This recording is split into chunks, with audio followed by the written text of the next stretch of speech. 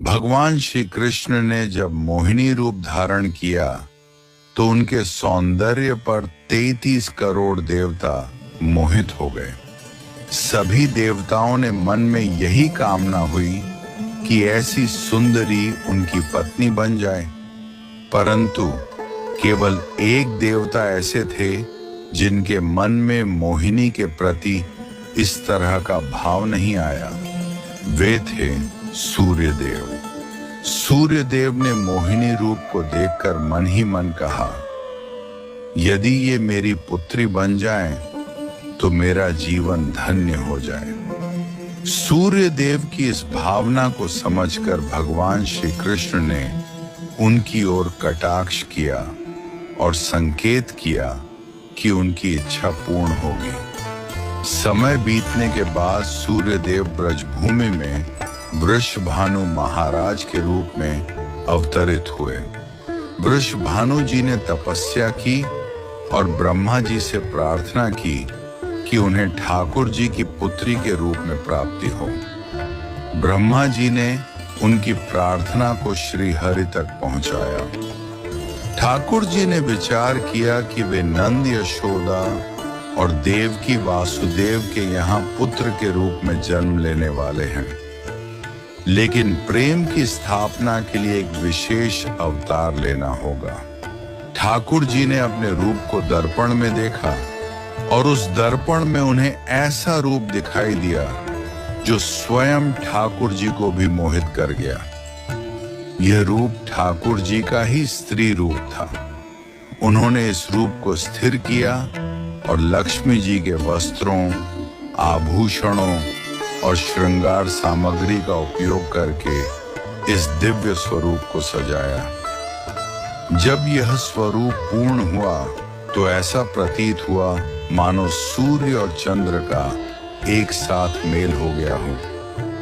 यह दिव्य तेज इतना अद्भुत था कि स्वयं ठाकुर जी भी नेत्र मूने को विवश हो गए। जब उन्होंने नेत्र खोले तो उनके सामने श्री राधा रानी का दिव्य स्वरूप प्रकट हुआ। श्री राधा के प्राकट्य का समय सुबह 4 बजे का था, जो ब्रह्म मुहूर्त का समय है। भगवान के अन्य अवतारों का प्राकट्य दोपहर 12 बजे या रात्रि 12 बजे होता है, परंतु राधा रानी का जन्म ब्रह्म मुहूर्त में हुआ, जो नए दिन की शुरुआत का प्रतीक है। यह इस बात का संकेत था कि प्रेम का प्रकाश संपूर्ण विश्व में फैलने वाला है।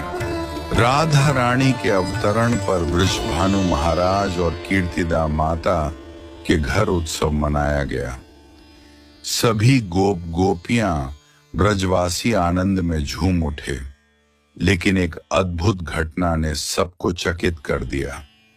राधा रानी अपनी आंखें नहीं खोल रही थी। वृषभानु महाराज और माता कीर्तिदा इस बात को लेकर चिंतित हो गए।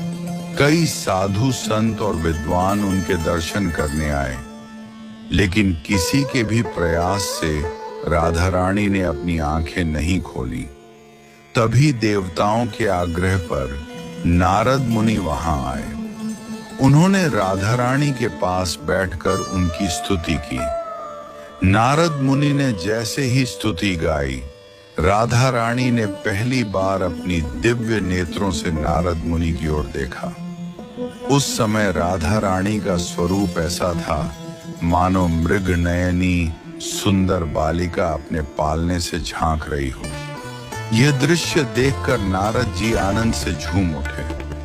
उन्होंने अपनी वीणा और करताल बजाकर कीर्तन प्रारंभ कर दिया और गाने लगे, जय राधे जय वृंदावन वासिनी। वृषभानु महाराज यह अद्भुत दृश्य देखकर भाव विभोर हो गए। उन्होंने राधा रानी को प्रणाम किया और स्वयं को धन्य माना। उन्होंने अनुभव किया कि उनकी पुत्री कोई साधारण बालिका नहीं, बल्कि साक्षात देवी है। इस प्रकार श्री राधा का अवतरण प्रेम की स्थापना के लिए हुआ। ठाकुर जी ने ज्ञान, धर्म और वैराग्य की स्थापना के लिए कई अवतार लिए, लेकिन प्रेम की स्थापना के लिए श्री राधा का अवतरण हुआ।